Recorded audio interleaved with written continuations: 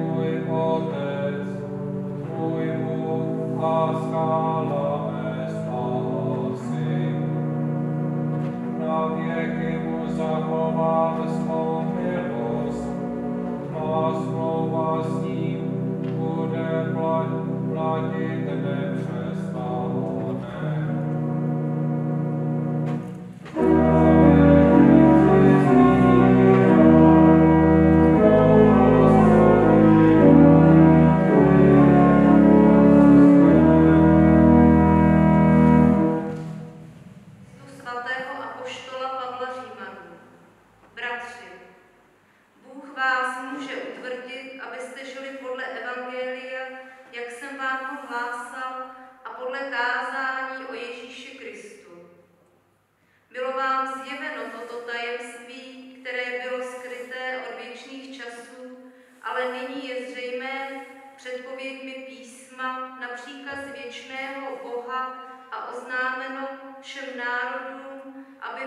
vírou poslušně přijal Boží.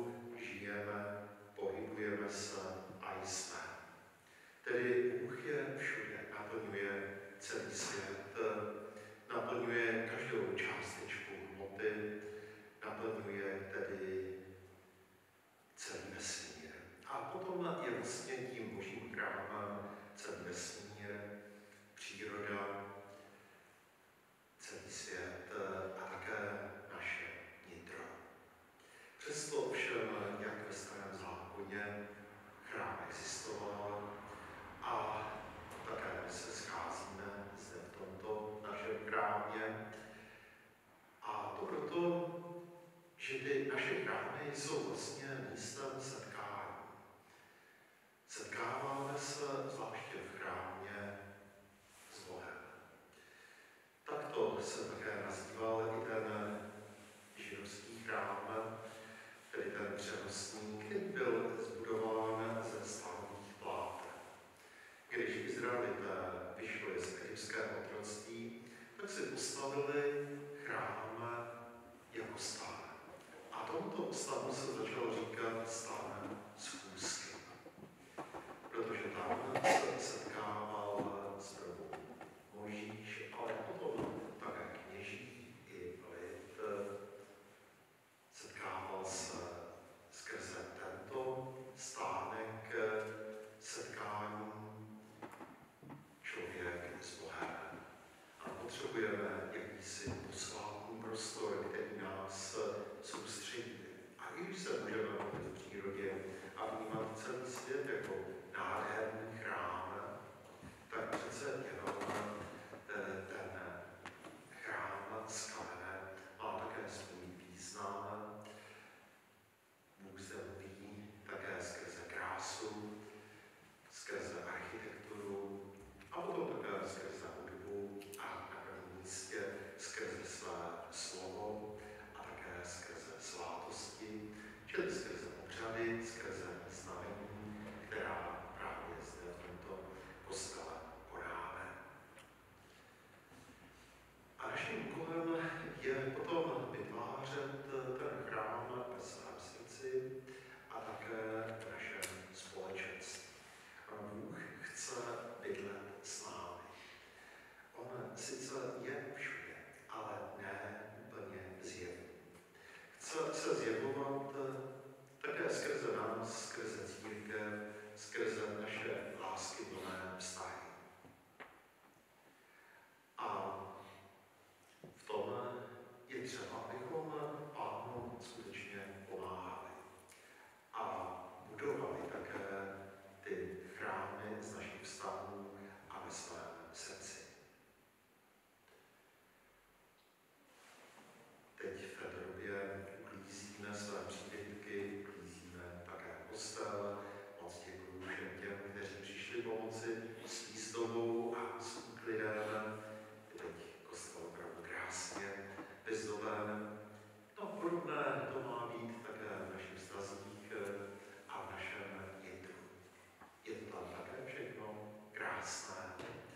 Když máme i příležitost přijít ke svátosti smíření, čili ke zpovědi úterý od 16 do 17 hodin, pokud tedy něco by se Pánu nelíbilo v našem vnitru, můžeme to nějak dát do pořádku. Ale víme, že ani naše hříchy nejsou příčinou toho, že by Bůh nemohl do našeho nitra vejít. Víme, že On se narodil v chlávě, což je jakési znamení, že Bůh přichází tam, kde je ten nepořádek, kde je ta špína. Stačí, aby bylo prostě otevřeno.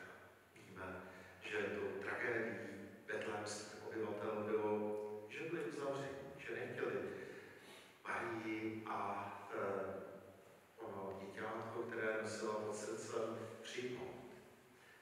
Jediné místo to bylo právě onen chléb.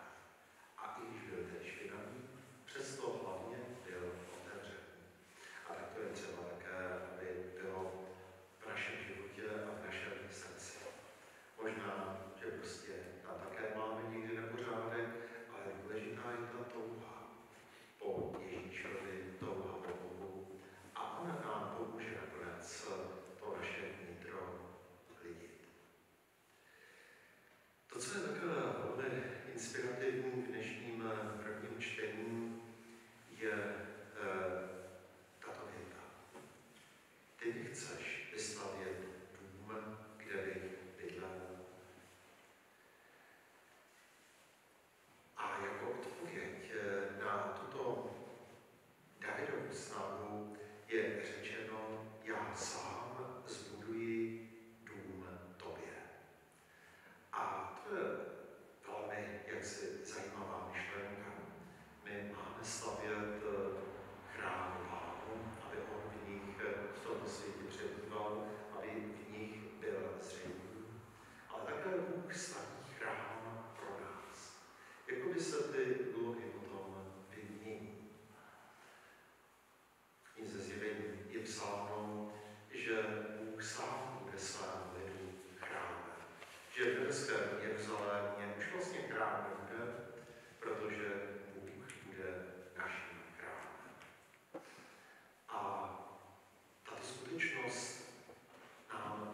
o tom, jaká je opravdová láska. Musí být vzájemná. Musí tedy proudit tam i zpět. My sloužíme Bohu, ale také Bůh slouží nám. Tak to vyjadřuje i ten název obřadu, které zde konáme. Jedná se o bohoslužbu, že my sloužíme Bohu, ale také, že Bůh slouží nám. A stejně tak my stavíme chrám Pánu a Pán zase staví ten nebeský chrám pro nás. A to je vzájemný vztah, vzájemná láska. Pečujeme jeden o druhého. My o Pána a Pán o nás. A to musí být v každém zdravém vztahu, v manželství, v kamarádství, přátelství a tak dále. To vlastně naznačuje i to slovo vztah. To se skládá z té předpony z, a potom je to slovo tah. Tah to je ten proud a z znamená vzájemný, to znamená oboustranný, takže potom je vztah vztahem, pokud tam proudí, ona síla lásky tam i zpět. Bůh přichází do toho světa skrze osobu Ježíše Krista, ale také skrze Pannu Marii. I ona má své poslání a ona je vlastně také zosobněním církve i celé lidské společnosti a mohli bychom říci, že je vlastně zosobněním i veškeré přírody, je zosobněním veškeré hmoty a materie. A tato podobnost připomíná, že také hmota je matkou. Na začátku Bible čteme o tom, že Bůh vyslovil své slovo. Toto slovo vyslovil právě do hmoty. A hmota tedy se stala jakousi matkou, protože ona dál s tímto slovem pracuje, s touto informací a dává slovu tělo. A díky tedy hmotě je to Boží slovo viditelné. Je viditelné skrze vesmír, skrze přírodu i skrze nás. A nejenom hmota je matkou Božího slova, také i my jsme v jistém slova smyslu matkou Božího slova, když to Boží slovo přijmeme do svého nitra a když to Boží slovo se v nás začne projevovat, zjevovat skrze skutky dobra, skrze skutky lásky. Tak to nakonec říká i Pán Ježíš, že ten, kdo slyší a přijímá Boží slovo, ten je dokonce jeho matkou, bratrem, sestrou a také matkou. To dnešní evangelium tedy připomíná onu mateřskou vlastnost, která je důležitá pro celý svět i pro nás. Můžeme být jako Maria matkou Božího slova, když to slovo přijmeme, když to Boží slovo také potom, když to Boží slovo přeneseme do světa, ve kterém žijeme. A Boží slovo se rodí v nás, rodíš se v našich dobrých skutcích. Pán chce být tedy zjevný skrze nás. A chce totiž být na blízku nejenom nám, ale i celému světu. Nenáhodou také se Ježíš nazývá i jiným jménem, jménem Emanuel. Tak to bylo předpovězeno také u proroka Izajáše. A to slovo Emanuel znamená Bůh s námi.